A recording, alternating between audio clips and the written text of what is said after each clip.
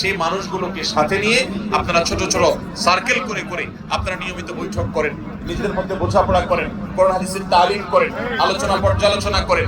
আপনাদের শিশুদেরকে ঈমানের উপরে টিকায় রাখবার জন্য, তাদেরকে সেভ করবার জন্য প্রতিকূল পরিবেশে আপনার শিশুদের জন্য আলাদা সোসাইটি বিল্ড আপ করতে হবে। এটাও হতে পারে আল্লাহর কাছে ফরিয়াদ করে তিনি হেদায়েতের সাফল্য, দ্বীন এবং ঈমানের সাফল্য তিনি কামনা করেছেন।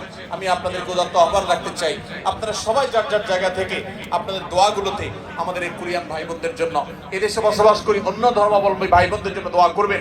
আল্লাহ যেন তাদের সবাইকে হেদায়েত গ্রহণ করার তৌফিক নসিব করেন। দোয়া করবো তো ইনশাআল্লাহ। তাহলে আমি আবারও এক নজরে 5টি কথা বলছি।